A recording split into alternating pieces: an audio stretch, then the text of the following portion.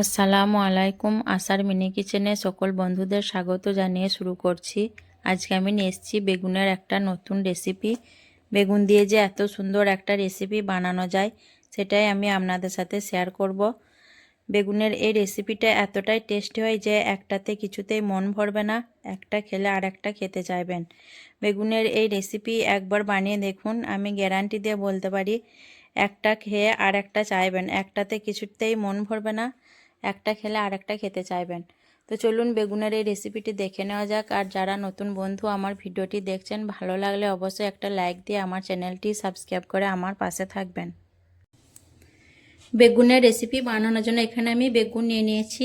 আর বেগুনগুলো দেখুন এরকম গোল করে আর মাঝে এরকম করে আমি কেটে নিয়েছি। আর সব বেগুনগুলি দেখুন আমি এইভাবে কেটে নিয়েছি। দেখুন পুরোটা কিন্তু কাটিনি, অর্ধেকটা কেটেছি আর অর্ধেকটা রেখে দিয়েছি। আর বেগুনগুলো আমি সব ভালোভাবে ধুয়ে পরিষ্কার করে নিয়েছি। এখন আমি এর মধ্যে কিছু মশলা দিয়ে দেব। তারপর এখানে আমি দিয়ে দিচ্ছি হাফ চামচের মতো চিনি। চিনিগুলো দেখুন প্রত্যেকটা বেগুনের উপর দিয়ে দিচ্ছি হাফ চামচ নুন। নুনটাও বেগুনের উপরে দিয়ে দিচ্ছি। আর দিয়ে দিচ্ছি হাফ চামচ হলুদের গুঁড়ো। হলুদ গুঁড়োটাও বেগুনের উপরের মধ্যে দিয়ে দিচ্ছি। আর দিয়ে দিচ্ছি হাফ চামচ লঙ্কার গুঁড়ো। ঝালটা যে যেমন খাবেন সেরকম দিবেন। আমি হাত দিয়ে খুব ভালোভাবে মশলাগুলো বেগুনের সঙ্গে মেখে নেব, যাতে মশলাগুলো বেগুনের ভিতর অবধি ভালোভাবে ঢুকে যায়। বেগুনগুলো আমি একটা আরেকটার সঙ্গে এইভাবে ঘষে ঘষে মশলাগুলো খুব ভালোভাবে লাগিয়ে নেব। বেগুনের মধ্যে আমি মশলাগুলো খুব ভালোভাবে লাগিয়ে নিয়েছি। এখন বেগুনগুলো আমি 5 মিনিটের মতো রেস্টে রেখে দেব। আর এইদিকে আমি নিয়ে নিচ্ছি মশলা বানানোর জন্য 1.5 চামচ পোস্ত, 1 চামচ কালো সর্ষে, 4 চামচে করে নিচ্ছি। আর দিয়ে দিচ্ছি 2টো কাঁচা লঙ্কা আর অল্প ধনেপাতা। সর্ষে আর পোস্তটা আমি আলাদা করে নিয়েছি, কারণ আমি ধুয়ে তারপরে এগুলো বাটবো। দিয়ে সবগুলো আমি একসঙ্গে মিহি করে একটা পেস্ট বানিয়ে নেব। তারপর দেখুন আমি মিহি আর গাঢ় করে একটা পেস্ট বানিয়ে নিয়েছি। এরকম গাঢ় করে পেস্টটা বানাতে হবে।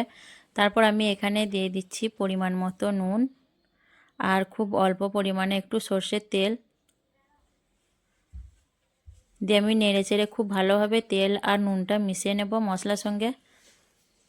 ভালো করে মেশানো হয়ে গেলে এটা আমি সাইডে রেখে দেব। আর এখানে আমি নিয়ে নিচ্ছি একটা বড় বাটি, তার মধ্যে আমি নিয়ে নিচ্ছি বড় চামচে 1 চামচ বেসন, 4 চামচে 4-5 চামচ হবে 1 চামচ চালের গুঁড়ো। আর দিয়ে দিচ্ছি পরিমাণ মতো নুন, 1 চামচের অর্ধেক কালো জিরে আর 1 চামচ পোস্ত, অল্প পরিমাণে লঙ্কার গুঁড়ো আর অল্প পরিমাণে হলুদের গুঁড়ো দিয়ে আমি শুকনো উপকরণগুলো একটু নেড়ে চেড়ে মিশিয়ে নেব।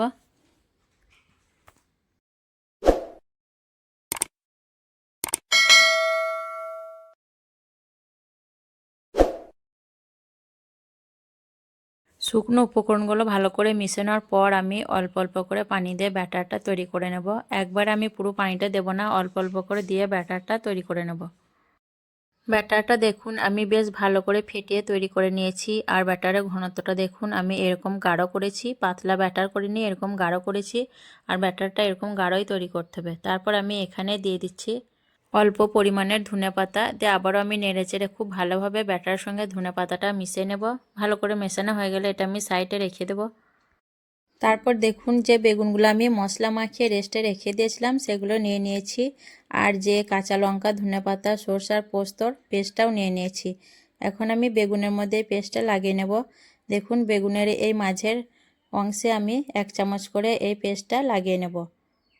1 চামচ করে দিলেই হয়ে যাবে। এতে ভালোভাবে আমি পেস্টটা দেখুন লাগিয়ে নিচ্ছি। আর এটা তৈরি করাও খুবই সহজ। এইভাবে দেখুন পেস্টটা লাগিয়ে নিলেই হয়ে যাবে। ব্যাস একটা আমার লাগানো হয়ে গেল। আর এইভাবে আমি সব বেগুনগুলি পেস্টটা লাগিয়ে নেব।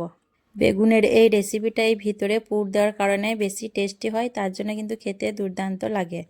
তো এইভাবেই দেখুন সবগুলো লাগিয়ে নেব। তারপর আমি বেগুনগুলো ভেজে নেব। বেগুন ভাজার জন্য আমি গ্যাসটা অন করে একটা কড়াই বসিয়ে দিয়েছি আর দিয়ে দিচ্ছি পরিমাণ মতো সাদা তেল। তেলটা একটু গরম হয়ে আসার পর এখন আমি দেখুন ব্যাটারের মধ্যে বেগুনটা খুব ভালোভাবে উল্টিয়ে পাল্টিয়ে কোট করে লাগিয়ে নিচ্ছি। আর বেসনটা কিন্তু খুব ভালো করেই লাগিয়ে নিতে হবে। তারপর আমি দিয়ে দেবো গরম তেলের মধ্যে। আর বেগুনগুলো আমি একদম লো ফ্লেমে ভাজবো। তেলটা ভালো করে গরম করানোর পর আমি একদম লোতে দিয়ে দিয়েছি গ্যাসের ফ্লেমটা। দিয়ে দেখুন আমি গরম তেলের মধ্যে বেগুনটা দিয়ে দিলাম। আর উপর থেকে একটা ধনেপাতা দিয়ে দিলাম বেগুনের উপরে, দেখতে ভালো লাগবে তার জন্য। দিয়ে আমি ঝাঁঝরা দিয়ে দেখুন গরম তেলটা হালকা হালকা করে বেগুনের মধ্যে ছিটিয়ে দিচ্ছি, তাহলে বেগুনটা উপর থেকেও খুব ভালোভাবে মুচমুচে হয়ে আসবে।